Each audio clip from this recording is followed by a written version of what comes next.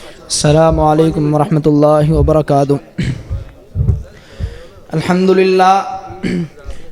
للہ والصلاة والسلام علی رسول اللہ، اما بعد فاعوذ باللہ من الشیطان الرجیم، بسم اللہ الرحمن الرحیم۔ ان اللہ لا یغفر ان یشرک بہ ویغفر ما دون ذلک لمن یشاء۔ ہر قسم کی حمد و ثنا، کبریائی، بڑھائی اللہ وحدہ لا شریک کے لیے ہے۔ آج ماشاءاللہ بہت خوشی کی بات ہے کہ جہاں بھی محافل قائم ہوتی ہیں تو کہیں سیرت مصطفیٰ قائم ہوتی ہے، اور کہیں کچھ اور کہیں کچھ، مگر ہمیں ممتاز ہونے کی بات یہ ہے کہ ہم وہ بات کرتے ہیں کہ جس کے لیے اللہ رب العزت نے اپنے رسول کو اپنے مشن کے لیے اس دنیا میں نازل فرمایا۔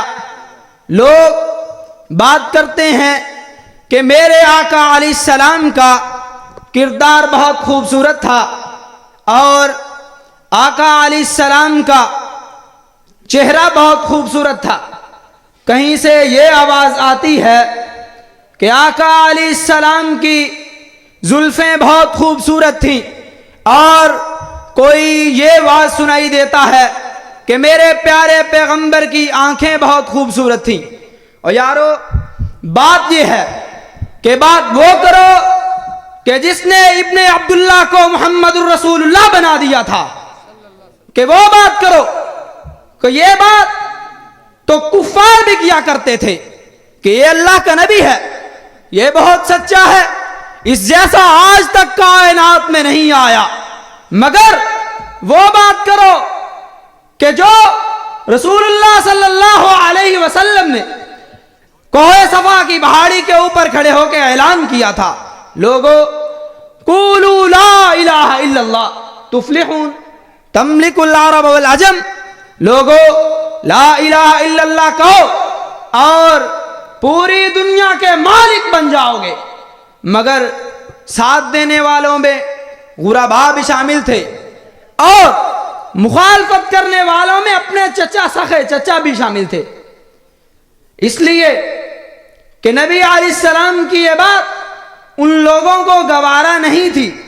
اور آج افسوس کی بات یہ ہے کہ ہمارے آج کے یہ مسلمان اور نام نہاد مسلمان، وہ رسول اللہ صلی اللہ علیہ وسلم کی بعثت سے قبل مشرکین سے بھی زیادہ بدترین مشرک بن چکے ہیں، کیونکہ وہ لوگ خشکی میں بھی اللہ کو پکارا کرتے تھے اور تری میں بھی اللہ کو پکارا کرتے تھے، مگر آج یہ خشکی میں بھی غیر اللہ کو پکارتے ہیں اور تری میں بھی غیر اللہ کو پکارتے ہیں۔ اس کی کیا مثال ہے کہ ابو جہل کا سکا بیٹا رسول اللہ صلی اللہ علیہ وسلم فاتحین بن کے آئے تھے مکہ میں، جب اسے پتا چلا کہ وہ پیغمبر کہ جس کی آج تک ہم مخالفت کرتے رہے ہیں، آج اس نے مکہ کو فتح کر لیا ہے، اور آقا علیہ السلام نے یہ اعلان بھی فرما دیا تھا کہ جاؤ امیر معاویہ کا باپ ابو سفیان جو اس کے گھر میں آج داخل ہو جائے گا، میں محمد اسے امان دیتا ہوں۔ اور ساتھ یہ بھی اعلان فرمایا تھا، لوگو جو میری چچا کی بیٹی ام ہانی کے گھر امان لینے کے لیے داخل ہو گیا، میں محمد اسے بھی امان دے دوں گا۔ لوگوں نے اسے بڑا سمجھایا، کہا کیوں بے وقوفی کرتا ہے، جب وہ محمد تجھے اپنی امان میں لے رہا ہے تو کیوں بھاگتا ہے؟ اس نے کہا میں بھی ابو جہل کا بیٹا ہوں، ہتھیار پھینکنے والا نہیں ہوں۔ لوگوں، صرف سمجھنے کی بات ہے کہ جب چند لوگوں کے ساتھ سمندر کا سفر کرتا ہے تو راستے میں طوفان آ جاتا ہے، سب لوگ اپنی زبانوں سے اللہ کو پکارنے لگ جاتے ہیں، جیسا کہ قرآن کہتا ہے دعوا اللہ مخلصین لہ الدین، اور جب ان کے اوپر آفت آن پڑتی تھی اللہ کو خالص کرتے ہوئے پکارتے تھے۔ مگر آج یہ نوجوان نسل کہ جنہوں نے آج تک اللہ کو سمجھنے کی کوشش نہیں کی، اور یہ ہمارے دیندار لوگ جنہوں نے آج تک ان کو سمجھانے کی کوشش بھی نہیں کی، اور یہ اللہ کے ولی چند اللہ کا نام لینے والے، اللہ کی توحید بیان کرنے والے اپنے مشن میں لگے ہوئے ہیں۔ لوگوں، پھر کیا ہوا؟ جب طوفان نے آ لیا، سب نے اللہ کو پکارنا شروع کیا۔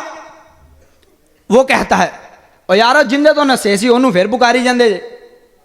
کیا کہتے ہیں؟ انہوں نے کہا اکرما اگر بچنا ہے تو یہاں اللہ کو پکارنا پڑے گا۔ اس نے کہا اپنے دل ہی میں، محمد سچا تھا، محمد صلی اللہ علیہ وسلم جو اپنی دعوت لے کے آیا تھا وہ سچا تھا۔ وہ کہنے لگا اللہ آج یہاں سے مجھے امان دے دے، میں یہیں سے اپنی کشتی کو محمد علیہ السلام کی شہر کی طرف موڑ دوں گا۔ وہ تھے وہ لوگ کہ جنہوں نے اللہ کی توحید کو سمجھا، اور پھر جب اللہ نے ہدایت دی، یارو یہ بھی بات سمجھو، جب اللہ ہدایت دینے پہ آئے تو ابو جہل کے بیٹے کو بھی دے سکتا ہے، اور نہ دینے پہ آئے تو نبی کا سگا چچا بھی محروم ہو سکتا ہے۔ اللہ اکبر۔